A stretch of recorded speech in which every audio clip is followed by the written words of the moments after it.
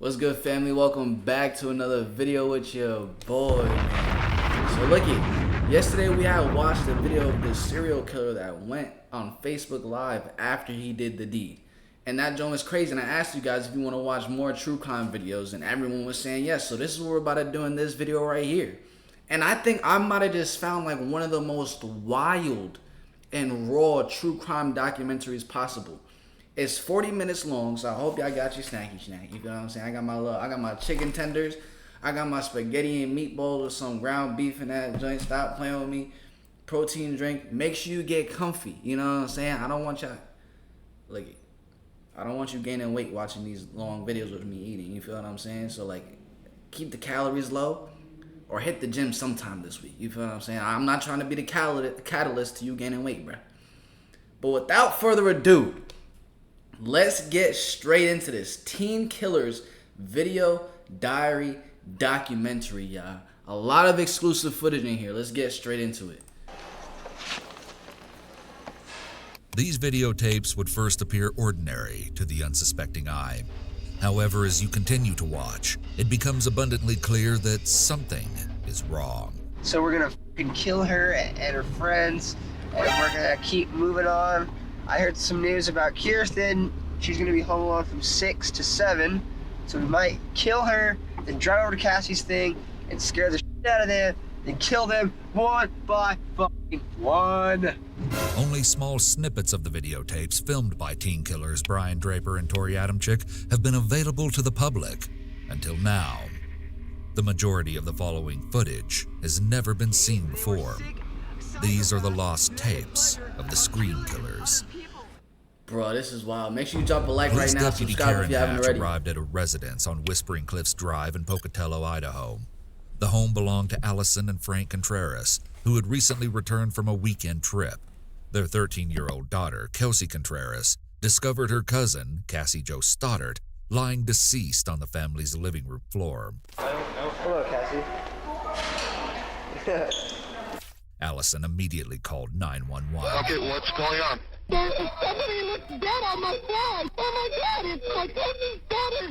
I need an ambulance. Let me get your order medical. Stay on the line. Oh my God, oh my God, oh my God, oh my God. Get everybody out. There's a girl dead on my floor. Honey, is she breathing? No, she isn't. She's cold. Oh my God. She's cold as cut. She's cold. Okay, do you want to start CPR? Her fingers are blue. Okay, how old is she? She's 16, 17. And her mom just drove up here. She's dead.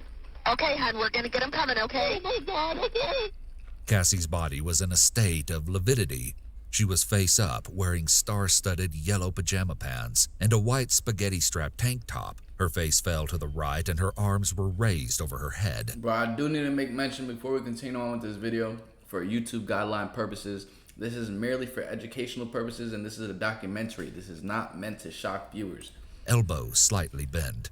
Most notably, she was covered in multiple stab wounds. The two most observable were at the center of her chest and on her left leg. Cassie was a well-rounded, trustworthy, so sad, and responsible 16-year-old girl.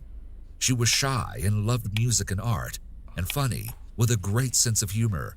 She performed well in school and aspired to be an attorney. Responsible as Cassie was, her aunt and uncle entrusted her with the task of watching over their home for the weekend. She agreed to help. Cassie's mother, Anna Stoddard, dropped her off to house sit, watching as she left their white Jeep Cherokee, walked up to the front door, and entered the home before driving away. This would be the last time she saw her daughter alive. Brian Lee Draper was a 16-year-old junior at Pocatello High School. He loved horror movies and played the drums. I've always wanted to make a mark on the world and stuff. And this is a good way to do it. Tori Michael Adamczyk, also a 16-year-old junior at Pocatello High School, lined his locker with horror movie posters and aspired to be a filmmaker. For all you FBI agents watching this, you weren't quick enough. The two developed a close friendship, one that would ultimately foster their dark, They are violent both tendencies. psychopaths. What we're is supposed to happen tonight. So hopefully we can move her along. Most others were unaware of the boy's nature. Some would comment on how friendly and happy Draper seemed, not knowing the aspects of Draper's personality that worshiped the perpetrators of the Columbine massacre, and was planning on executing a similar attack on Pocatello High School. Adamczyk, equally disturbed, shared in these dark interests, though not nearly as interested in Columbine. While Draper outwardly appeared more innocent, it was reported that others knew something about Adamczyk was off. Looking for pleasure and fame, the two decided they would chronicle their journey to murdering someone exactly as the killers had in the horror movie Scream. Ultimately, they developed a plan to murder their friend, Cassie Jo Stoddard. Immediately preceding the murder, Draper and Adamczyk parked down the street from the Contreras' home and stepped out of Adamczyk's car. They retrieved a soccer bag containing 2 sets of gloves, 2 long-sleeved black shirts, 4 knives, 2 masks, and a pair of work boots from the trunk. Draper handed Adamczyk a knife and took one himself before the two proceeded to walk toward the home with a singular goal in mind. They would terrorize and slaughter their 2 unsuspecting friends, Cassie and Matt. Earlier that night, the two had visited and watched a movie with the couple. Draper made an excuse to go down into the basement of the home, where he unlocked... Bro, what? They were friends. They were watching a movie beforehand. A door leading into the garage, preparing for the events to come. When the two would re-enter hours later, they cut the lights using an electrical panel conveniently located in the basement. They don't watch too many horror Draper movies. broke 2 ashtrays on the stairway in an attempt to lure Cassie downstairs to identify... Bro, I'm gonna be honest with y'all. I don't watch horror movies. I just don't find the purpose. Like people, whenever I ask why someone enjoys it, it's because they like getting scared or something like that. I just don't find the purpose, and there'd be mad demons in that joint. Yeah, not I, bro. The source of the noise. After failing, they decided to wait for Matt to leave with the intention of attacking Cassie once she was alone. It was not long before she was.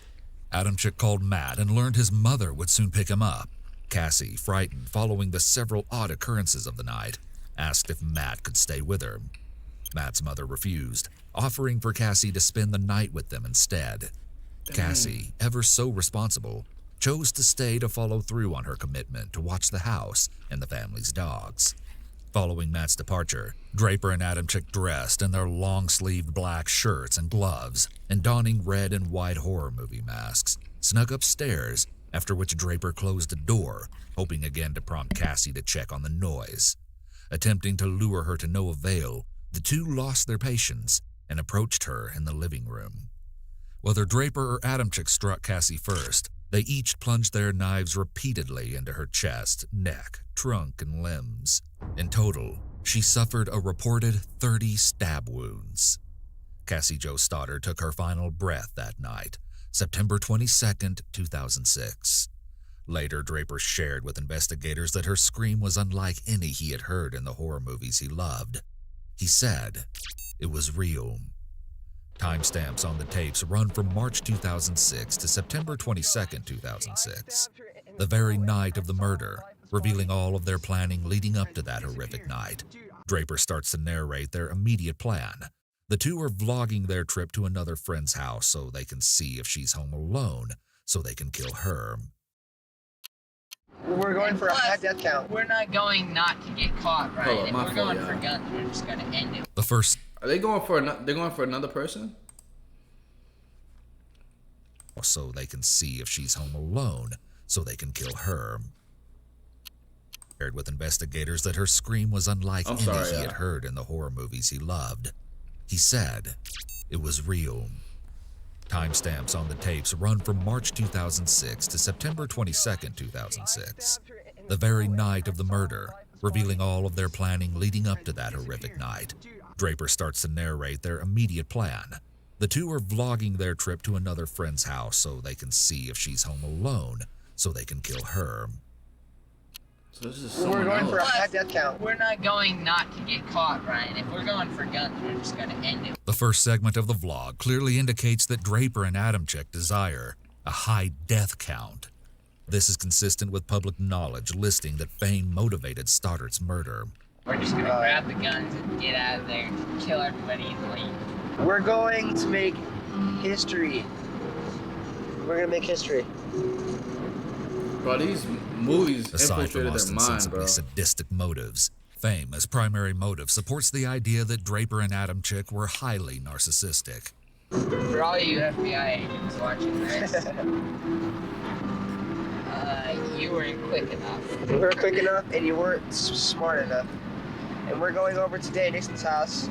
We're gonna go snoop around over there and try to see if she's home alone or not. And if she's home alone, splat! She did. Don't put your humor into this, Brian. I'm not putting humor into it. Adam Chick's reprimand of Draper's humor injection during the filming, plus Draper's quick deference, might reflect that Brian was overly submissive to Adam Chick. A subtle power dynamic characterizes Draper and Adam Chick's relationship, but it's unclear who holds more influence over the other. As we watch their plan unfold, consider which party played the most significant role in determining Cassie's fate. Yep. People will die. Memories will fade. Bro, there's gotta be some of the craziest stuff I've ever watched. Memories will fade.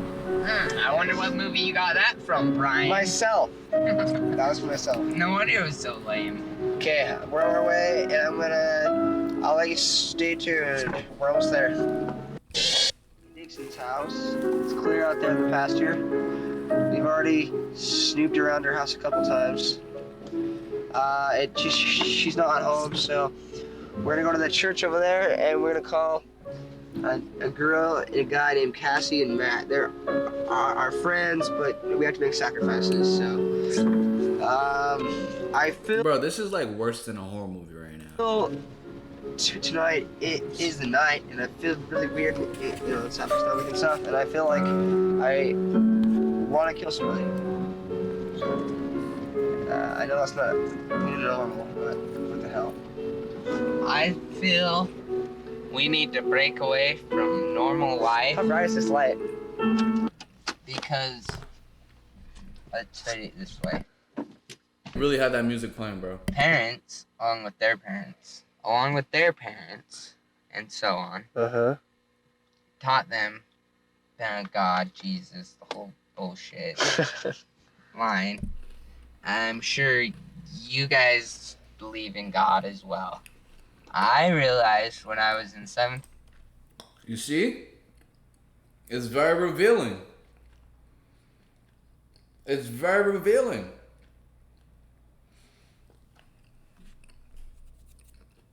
He worships the devil, whether he's conscious of it or not. Grade. You don't believe in Santa Claus or vampires or werewolves. That's crazy, They're used to metaphor, not to let... They teach their kids back in the 1800s, I learned this in English class, about telling their kids that you can't go outside or a vampire will get you, just to make their kids stay and do what they want to do. God is basically the same way. Yep. Trying to get people to do good, or else, so-called, you go to hell. And we're obviously going to hell if it's real, but who gives a shit? Yeah. Adam Chick's family members and teachers reported that he struggled with critical thinking, but here he demonstrates advanced comprehension and thought surrounding complex topics. They ain't think that one through. They ain't think that one through, man. The psychological insight gleaned from the message about how allegories and religious beliefs were invented by parents so that parents could control their kids suggests that control is a very salient concept for Adam Chick. And given the boys' apparent antisocial tendencies, which includes being oppositional, they perhaps felt that they could rebel. The boys rebelled against their perceived external reality by doing exactly the opposite as they best knew how. Not only did they refuse to believe in God or any associated concepts, both having grown up in the Church of Jesus Christ of Latter-day Saints, but also they did just what they seemed to gain pleasure from: killing. It's not real, because it's so blatantly obvious it's not real, but... People believe it because their parents teach them, and so it's so hard for them to let go of it because they've been taught their whole life. Yeah, I know. But fucking what the point I'm making is... What's that mean? We are also taught that things like killing people and other thing is wrong. The only thing that it's wrong about is because it's breaking the law, and the law is only wrong. The law is Natural selection, there dude. because Natural selection. That's all I gotta say. There should be no law against killing people. I know it's a wrong thing, but Natural selection. hell, you restrict somebody from it, they're gonna want it more. Exactly. You see that? He knows it's a wrong thing. Like, God has given all of us a conscience to know right from wrong, at least a little bit. You feel what I'm saying? But yeah, let's continue. Goodbye, camera. When Draper says that it's blatantly obvious that it's not real, he laughs. It's so blatantly obvious it's not real, but Given that the statement was not actually funny, he may giggle or laugh as a learned response to discomfort or cognitive dissonance. Laughter makes us comfortable when an individual detects inconsistencies in his internal world. For example, two logically incompatible thoughts like, I'm doing the right thing, and society or law says murder is wrong. One mechanism posited by some classical social psychologists is that dissonance reduction is motivational.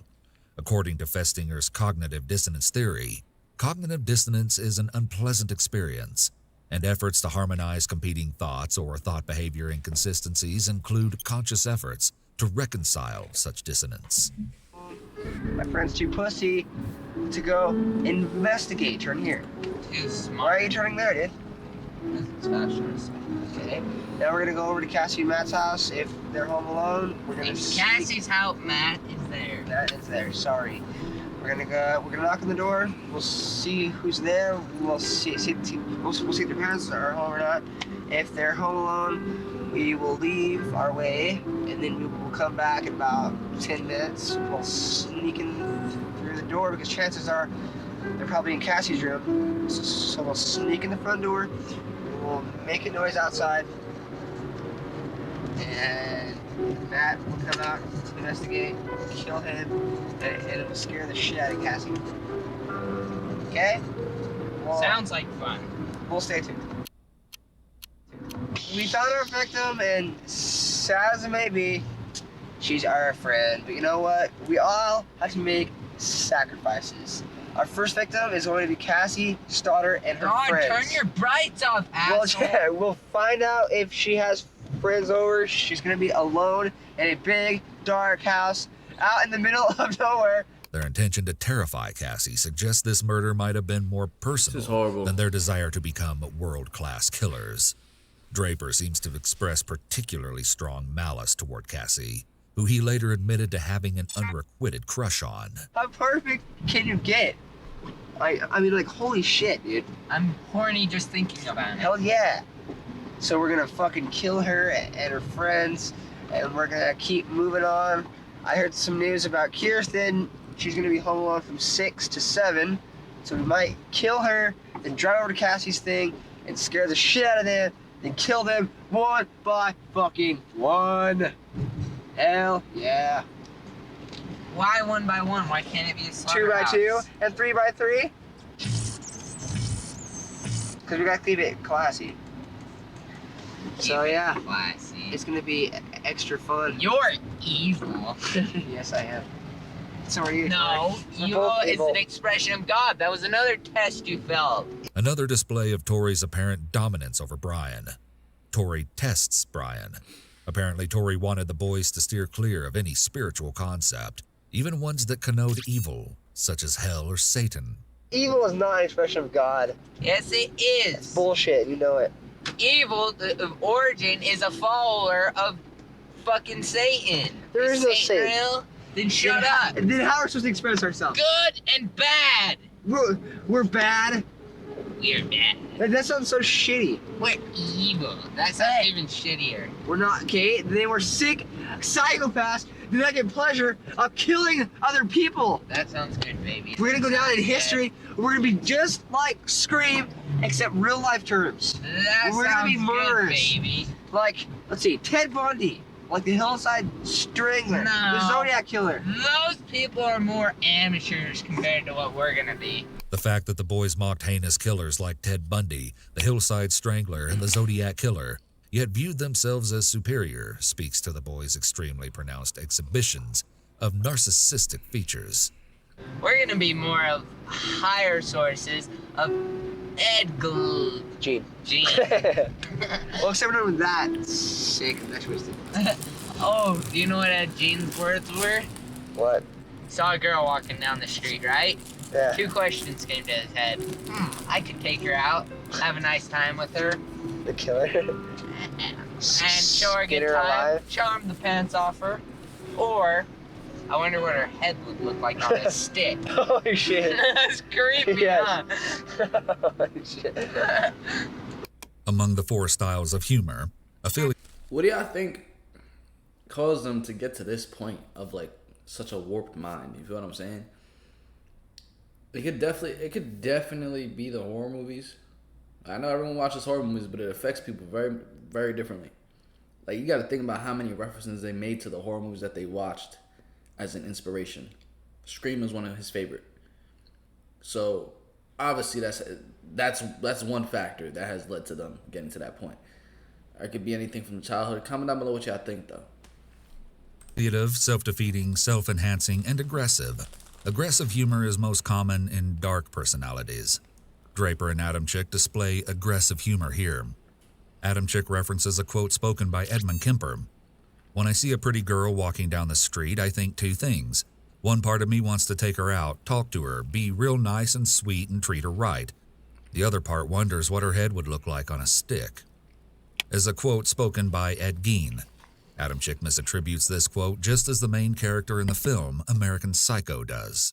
Murder is power, murder is freedom. Goodbye. I don't know. The tapes then start off the next day, the day of Cassie's murder. Man. The way man. That would, but I... Perhaps Brian wanted to show one more snapshot of his normal life when he made these series of recordings on the same tape. Draper's steps are intentional as he turns each corner into the echoing hallways with a singular mindset. He holds the camera low as he approaches Cassie, a predator stalking its prey. She stands alone by her locker. Hello, Cassie. I'm getting you on tape, okay? Say hi, please. Hi. Have you seen Tori? Draper immediately retreats to a bathroom and films his reflection, potentially self-conscious after his interaction with his future victim. Wait, there's are guys in here.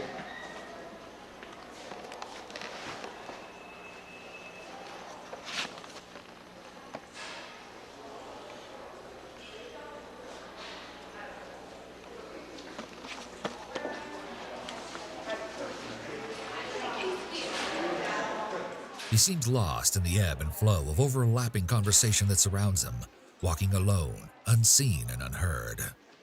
The next clips again take place in Draper and Adam Chick's school. It appears that both are cutting class and using the library or study hall to finalize a written plan for the killing of Cassie to take place later that very same day. Draper does most of the narration with Adam Chick interjecting. Adam Chick is writing in a notebook, apparently making out written scenarios of how they will commit the murder later that night.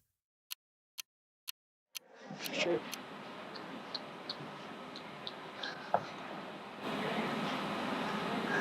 Marie, September 22nd, 2006. We're skipping our 4th hour.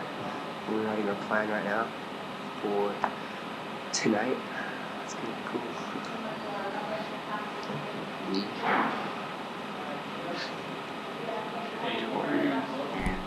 Bro, I haven't watched something so evil, bro. Like, ever before.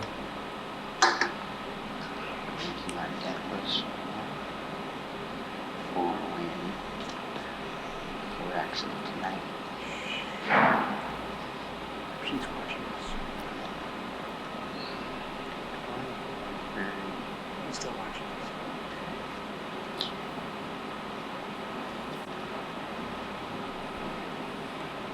Number 2 is what?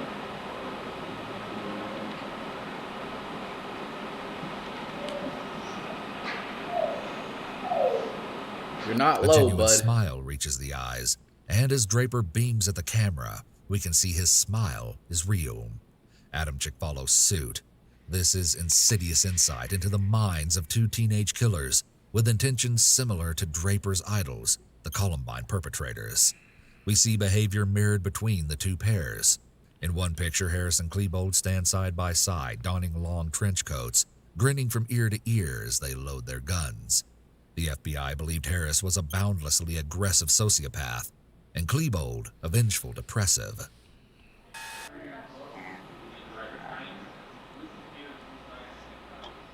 Draper often glances at the recording of himself. When Adamczyk glances at the recording of himself, it is often just after Draper did so. Given that the tale of Narcissus includes the idea that the hero in the tale is obsessed with his own reflection due to competing folklore accounts, it's fitting to point out that this behavior is also consistent with narcissistic personality features. Without context, Draper and Adamczyk seem like normal 16-year-old students. They skip class and pretend to do homework.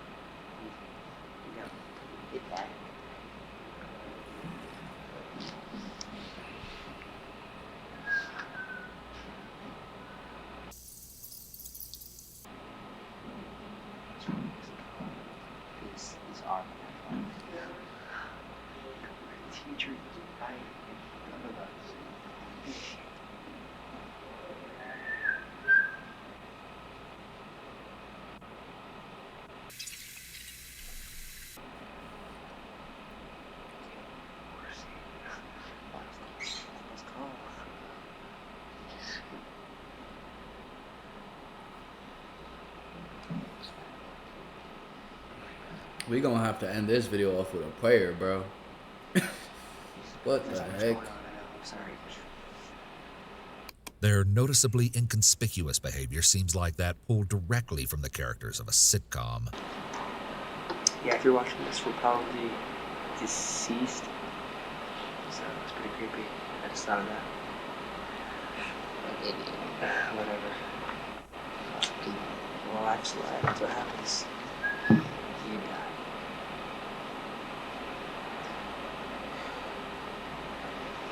This documentary is about You have to go back home. I don't know. This tape has already been used about halfway through. No shit.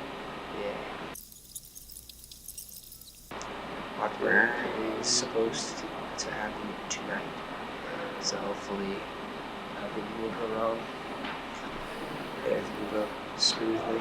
And we can get our first kill done, started, and we can keep going.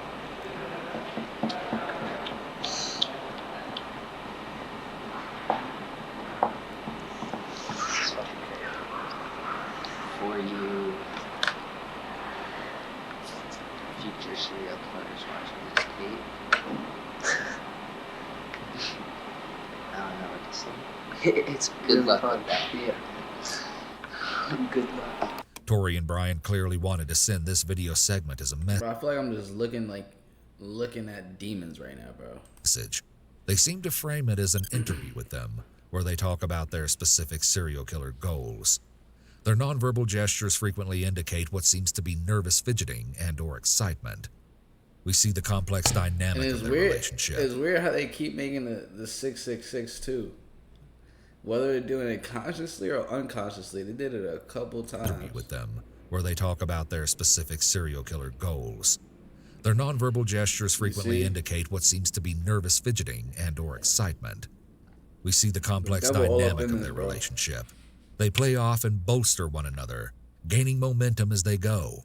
Humans thrive and adapt more efficiently with social support. Encouragement from friends and family often increases goal attainment, which contributes to overall improved quality of life.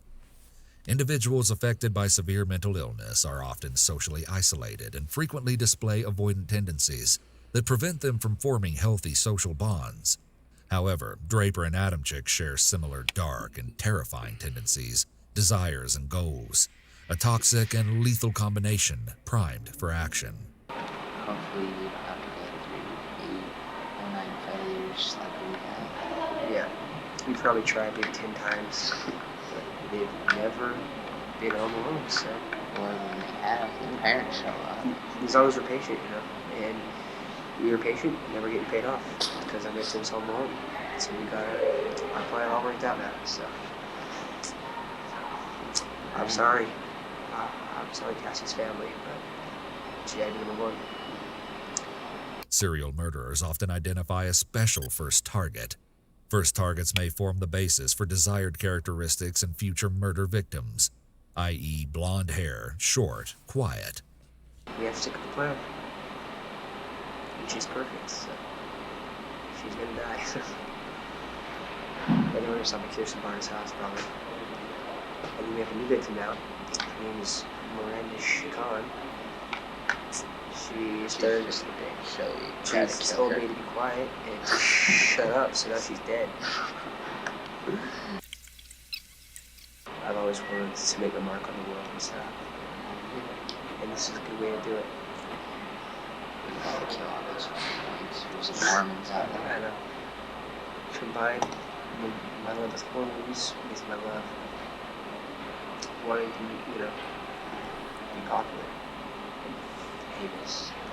This goal may be driven by a subconscious yearning for general acceptance and feelings of belongingness. You wanna be popular? No, you know, like, everybody knows my name. Like Eric Harrison, Dylan Cleveland. I don't know your name, bud. And their massacre lasted 45 minutes. And ours was probably gonna last like 2 weeks. What happened? Really? Only 2 weeks? Well, it just depends if we're smart or not, dude. If we're not, Even if we could get fun of it, I think we'll give it up. Maybe 8 kills. I'm thinking, like always, 20. 20 kills. That's a lot of kills. That's a lot of people to kill. But there's a lot of people on this planet. I agree. Before they die, There's a lot of people in this what? Really only 2 weeks? Well, it just depends if we're smart or not, dude. If we're not, Even if we could get fun of it, I think we'll give it up. Maybe 8 kills. I'm thinking, like always, 20. 20 kills. That's a lot of kills. That's a lot of people to kill. But there's a lot of people on this planet.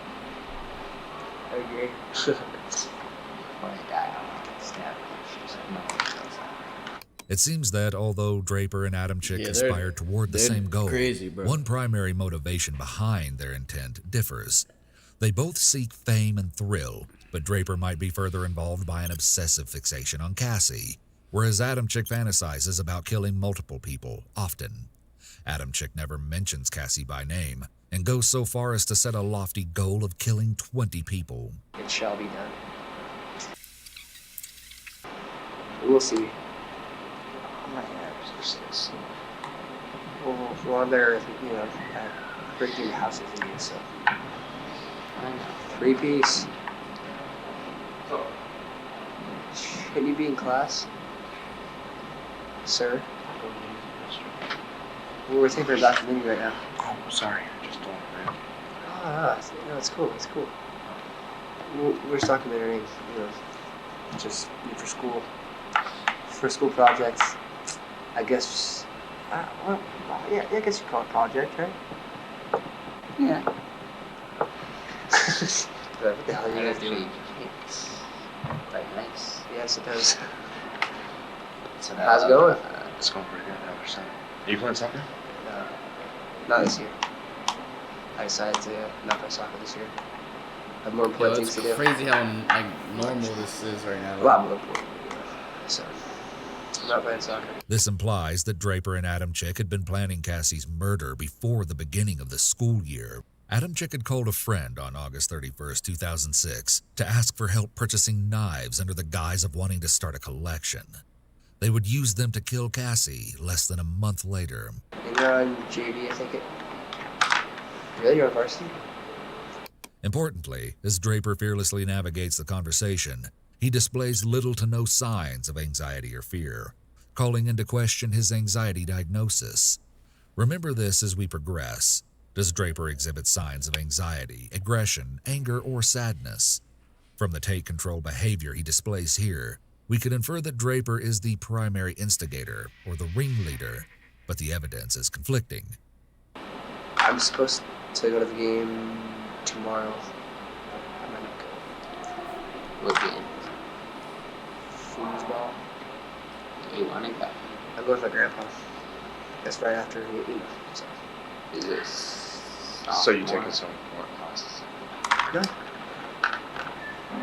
Just not playing soccer. I know. It's terrible. What the hell are you doing? Go behind our camera now.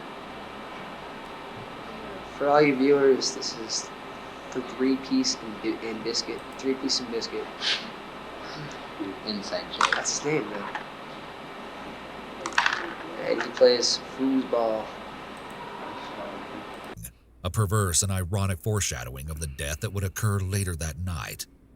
This classmate later testified as a civilian witness in Adamchik's trial, State versus Adamchik. Their lighthearted interaction suggests that Draper and possibly Adamchik may have been more involved and accepted in their high school community than is typical of youth with violent and antisocial proclivities, as it seems Draper and Adamchik display. Draper specifically seems to have been well ingrained. During his trial, character witnesses explained that he appeared to be a healthy, happy teenage boy, which suggests he has a keen ability to blend into normalcy. Okay. So we're sorry for the inconvenience. Okay, we're back. Sorry for that other thing, but that's kind of not planned, but, you know, shit happens. You sound kind of dated. Sorry for that little thing. Okay. Who's surprised, Tim? That's my food, dude. Now you know what kind of person Brian is. Hey, come on. I like the way this scenario begins. Bro, it's gotta be one of the creepiest videos I've ever watched. How? Scream. Adamchik's locker is evidence of his obsession with horror. Posters plaster the inside. Unsurprisingly, we see the movie Scream. Dude's so sweet. Smokes here. Well, I'm gonna watch. Look at those little legs. What a fag. Let's go.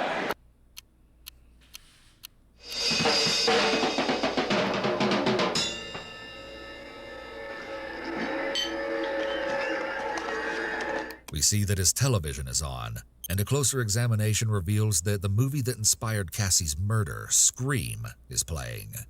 Just hours prior to the murder at approximately 5:28 p.m., Draper seems to be practicing and gathering momentum, hyping himself up for what will follow. We hear a brief, chilling, and discordant musical hum before we find ourselves back with the pair in Adamchik's car.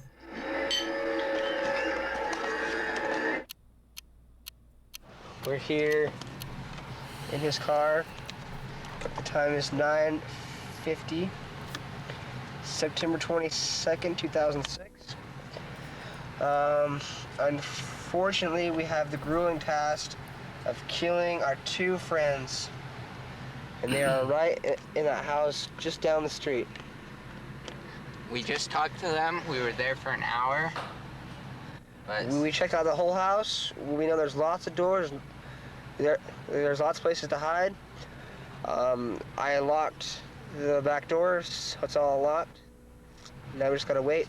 And we're really nervous right now, but you know, we're ready. we're listening to the greatest rock band We've ever, waited for this for a long time. Pink Floyd, before we commit the ultimate crime of murder. We waited for this for a long time. A long time. We'll stay tuned. Just killed Cassie. We just left her house. This is not a fucking joke. I'm shaking. I stabbed her in the throat and I saw her lifeless body just disappear. Dude, I just killed Cassie. Draper divulges that he stabbed Cassie in the throat, and shortly following, we hear a full variant of the phrase, "just killed Cassie," as "I just killed Cassie." In the interviews that followed, the two attempted to downplay their roles in the crime. Moreover, Draper claimed he only stabbed Cassie because Adam Chick told him he had to. In stark contrast to his claim, Draper singularly stakes claim to Cassie's murder here, stating I instead of we. Oh, fuck. That felt like it wasn't even real. I mean, it went by so fast. Shut the fuck up. We gotta get our act straight. It's okay. Okay, let's buy movie tickets now. Okay. Come on, let's go buy. No. Goodbye. As he straddles the line between shock and euphoria, consider one key observation. Draper's voice is crystal clear. Draper transitions through periods of low, moderate, and severe slurring and stuttering throughout these videos. Accounts of friends and family indicate that Draper had a noticeable stutter throughout childhood. He was targeted by his peers, a victim of bullying. The forensic psychologist responsible for his evaluation believed this contributed to the development of his violent tendencies. Medical research has yet to explain how stutters develop. Generally, their cause is believed to be a complex mix of biological, psychological, and environmental factors. Childhood trauma is often associated with stuttering and may lead to long-term deficits in speech. Brain structure and genetics, often determinants of mental illness, may also play a role. Individuals who suffer from serious mental illness are more likely to experience problems with cognitive processing that lead to speech impairment. Draper stuttering is a distinct, mysterious characteristic. In this intense moment of heightened arousal, he does not stutter once. I guess your eyes were up, chest moving. I thought it was like this. I thought it was joking, like, yeah, it's joking. They're trying to, he's trying to splash at her and it didn't look fake at all. And he said, we have to kill her. I can't believe I did this. And he said, we have to kill her. And so we stabbed it out of the way. And then he just kept, I heard it go in. I heard the chest, like, pound on the chest. It was supposed to happen. It was supposed to be a joke.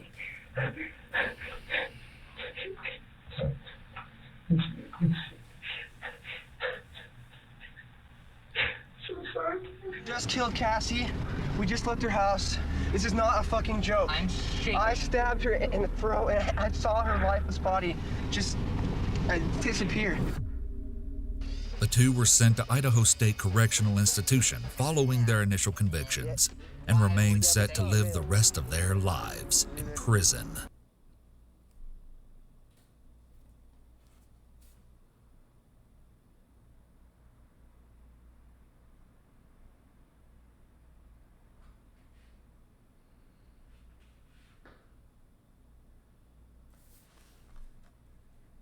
Bro.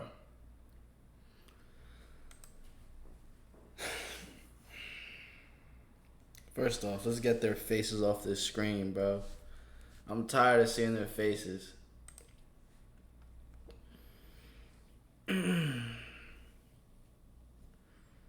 That gotta be the craziest video I probably watched, bro.